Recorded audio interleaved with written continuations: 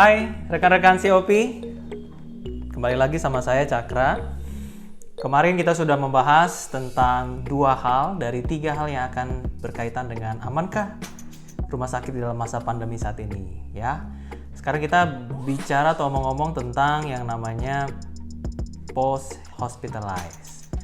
Jadi kita sudah tahu ya bahwa pelayanan di rumah sakit itu tidak menyeluruh pada yang ada di rumah sakit saja, tetapi juga paskanya juga kita harus pantau, kita harus pelihara dengan baik. Jadi untuk pasien-pasien mereka yang memang setelah dirawat di rumah sakit ataupun mereka yang sudah menjalani pelayanan rawat jalan di rumah sakit tentu harus berkelanjutan di rumah bagaimana. Cara yang paling simpel adalah kita dengan menghubungi mereka untuk menanyakan kabarnya, menanyakan bagaimana kondisinya dan apakah obat-obatan sudah diminum atau tidak. Lantas yang kedua, dengan cara yang cukup signifikan, kita biasanya membuat satu namanya komunitas. Jadi khusus untuk pasien-pasien yang memang pernah dirawat dengan COVID, mereka tuh sebenarnya memiliki sambung rasa dan sambung perasaan, dalam artian sama-sama nih dirawat di dalam satu ruang isolasi, mereka bisa survive, itu adalah satu hal yang menurut mereka adalah the second life. Jadi mereka diberikan satu kesempatan kedua kali untuk bisa hidup dalam kondisi yang baru. Jadi disitulah peran rumah sakit. Jadi kita sebagai manajemen bisa masuk ke dalamnya. Cara yang paling singkat dan mudah itu dengan membuat suatu WA group. Dengan WA group, di situ mereka bisa menjadi influencer kepada orang-orang yang lain. Jadi kita bilangnya sebagai word of mouth. Kita berikan satu sedikit marketing sana tentang indikasi, kemudian tentang informasi, apa saja yang perlu harus mereka lakukan setelah pasca perawatan di rumah sakit. Selanjutnya, yang ketiga, bagaimana saat mereka setelah melakukan perawatan juga tetap harus melakukan koneksi dengan rumah sakit.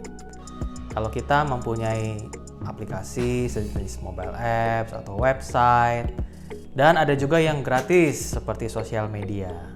Jadi di sosial media bisa kita bikin satu testimoni yang tentu saja kita harus menjunjung tentang kerahasiaan informasi medis dan juga kerahasiaan dari informasi pasien itu sendiri. Jadi di situ ada satu cerita yang bisa dibagikan kepada orang-orang yang lain. Lantas bagaimana dengan tim atau karyawan yang ada di rumah sakit? Pastinya kalau kita merawat atau kita memelihara karyawan dengan kondisi sehat, tentu saja mereka bisa bekerja secara produktif. Dan kerja yang produktif itu akan membawakan satu hal yang baik bagi keluarga mereka. Dan ini akan menjadi image yang baik, pencitraan yang baik untuk rumah sakit bahwa ini ada tetangga saya yang dia bekerja di rumah sakit A. Dia melayani pasien-pasien COVID atau rumah sakitnya melakukan pelayanan terhadap penderita COVID.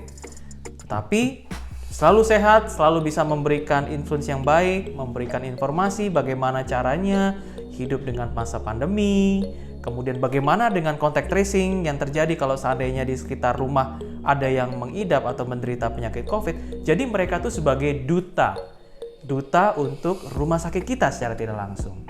Jadi apa yang disampaikan kepada karyawan, tentu saja karyawan itu harus merasa aman, nyaman, dan happy. Saat mereka sudah menambah itu semua, tentu saja ke depannya, baik di mana saja, terutama di lingkungan mereka masing-masing, bisa menjadi satu branding yang baik juga untuk rumah sakit.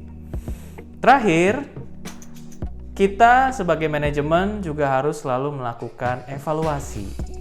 Jadi, evaluasi yang harus dilakukan harus benar-benar dengan melakukan monitoring dan evaluasi yang berdasarkan realitas di lapangan. Feedback baik mereka yang adalah karyawan ataupun pelanggan kita termasuk pasien harus kita olah, kita celaah, dan kemudian kita lakukan perbaikan agar pelayanan kita semakin paripurna. Demikian rekan-rekan 3 hal yang berkaitan dengan amankah pandemi di rumah sakit. Tapi yang jelas, kesiapan kita untuk menjadi rumah sakit yang mampu memberikan pelayanan yang lebih baik dari yang lain. Bye, sampai ketemu lagi, sehat dan sukses selalu.